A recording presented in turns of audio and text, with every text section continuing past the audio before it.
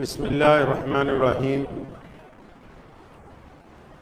شروع اللہ کے نام سے جو بڑا مہربان اور نہایت ہی رحم کرنے والا ہے۔ تمام احباب درود پاک پڑھ لیجئے۔ اللہم صلی علی محمد وعلی آل محمد کما صلیت علی ابراہیم وعلی آل ابراہیم انکا حمید مجید۔ اللہم بارک علی محمد وعلی آل محمد کما بارکت علی ابراہیم وعلی آل ابراہیم انکا حمید مجید۔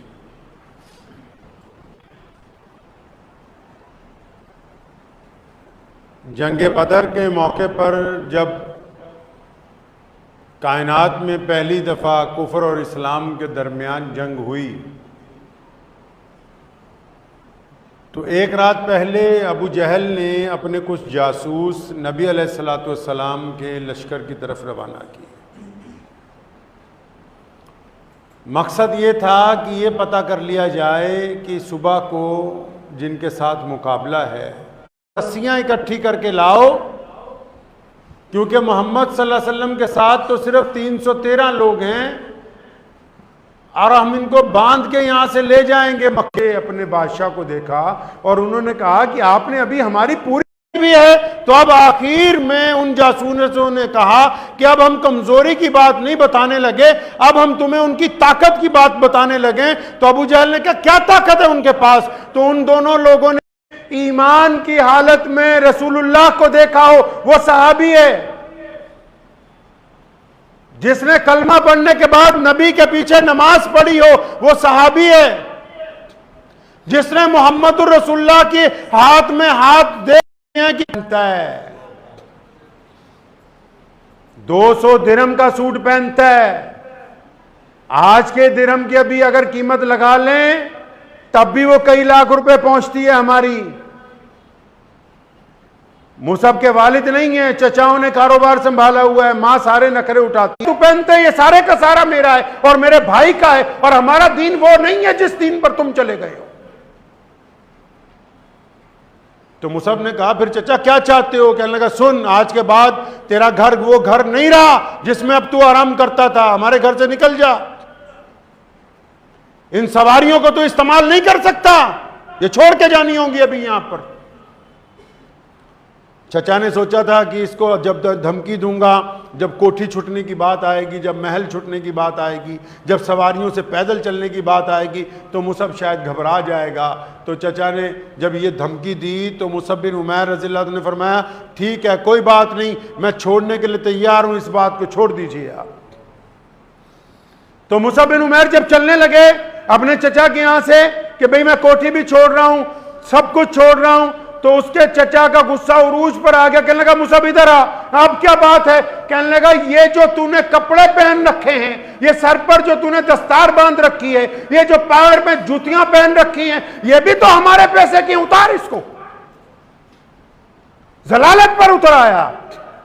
اب اس نے سوچا تھا کہ مصعب کو جب میں ننگا کروں گا تب اس کو خیال آئے گا کہ میں نے کون سی غلطی کر لی ہے۔ اب تاریخ دانوں نے لکھا ہے مصعب نے دستار اتار کے رکھی، کرتا اتارا، سارے کپڑے اتار دیے، تو جو سطر کا کپڑا بندھا ہوا تھا تو چچا نے کہا یہ بھی ہمارے پیسے کا، اس کو اتارو ابھی جہاں پر۔ آسان ہے یہ کہہ دینا کہ صحابہ نے کیا کیا ہے اسلام کے لیے، بدبختوں نے کبھی تاریخ نہیں پڑھی اسلام کی۔ مصعب بن عمیر جیسا شہزادہ جب اپنے چچا کے دفتر میں سے نکلے، اس کے گھر میں سے نکلے تو سر سے پیر تک بالکل برہنہ تھا، اور وہ چلتے چلتے سیدھا اپنی ماں کے کمرے میں گئے۔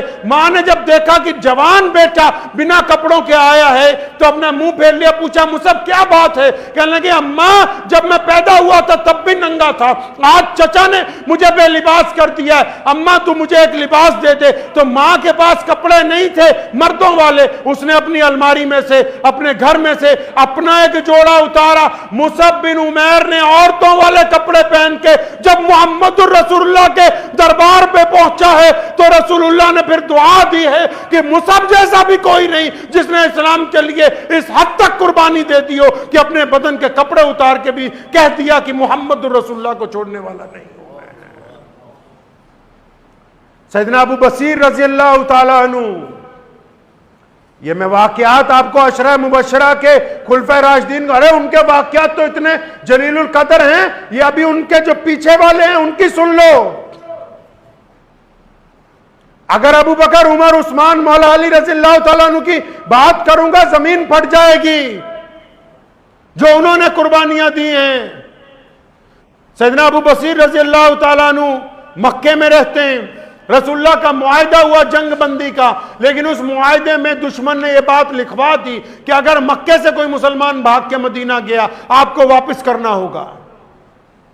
حضرت ابو بصیر رضی اللہ تعالیٰ عنہ کسی طرح مکے سے بھاگ کے مدینہ پہنچے، پیچھے ہی ابو جہل کو پتہ لگ گیا، اس نے 2 سپاہی ساتھ میں پیچھے روانہ کر دیے کہ ابو بصیر کو پکڑ کے لاؤ، لیکن ابو بصیر مار کھانے کے بعد اتنے زخمی تھے، کئی دن کا سفر کر کے جس دن مدینہ پہنچے، مدینے کے لوگ کہتے ہیں کہ ابو بصیر جس گلی سے بھی گزرے نا، ان کے خون کے چھینٹے جو تھے وہ مٹی پر گرتے ہوئے جا رہے تھے، اتنے زخمی تھے۔ جب رسول اللہ کے پاس پہنچے، ابھی جا کر بیٹھے بھی نہیں ہیں، پیچھے ہی دروازے پر 2 سپاہی آ گئے، مکے کے ظالموں کے سپاہی، اور انہوں نے ابو بصیر کو نہیں، رسول اللہ صلی اللہ علیہ وسلم سے کہا کہ محمد صلی اللہ علیہ وسلم آپ نے معاہدہ کیا ہے ہم سے کہ اگر ہمارا کوئی قیدی بھاگ کر آئے گا، مسلمان اگر کوئی ہمارا بھاگ کے آئے گا آپ واپس لوٹائیں گے۔ اندازہ لگاؤ نبی علیہ الصلوۃ والسلام کتنے کریم ہیں، اور ان کے دل میں کتنا درد ہوگا اپنے صحابی کے لیے جو زخمی حالت میں سامنے پہنچا ہے۔ پھر بھی نبی علیہ الصلوۃ والسلام کی طرف جب ابو بصیر نے دیکھا، رسول اللہ نے کہا کہ میں نے وعدہ کر رکھا ہے۔ سیدنا ابو بصیر رضی اللہ عنہ اٹھے اور ان سپاہیوں کے ساتھ واپس مکہ المکرمہ کی طرف گرفتار ہو کے چل رہے ہیں۔ جب مدینے سے نکلے، ان سپاہیوں میں سے ایک نے تانا مارا ہے، کہنے لگا نعوذ باللہ، دیکھ لیا جن کے لیے تم بھاگ کے آئے تھے، جن کے لیے تم نے مکہ چھوڑا، جن کے لیے مار کھائی، آج جب تم ان کی حکومت میں پہنچے، ہمارے جاتے ہی انہوں نے تمہیں ہمارے حوالے کر دیا۔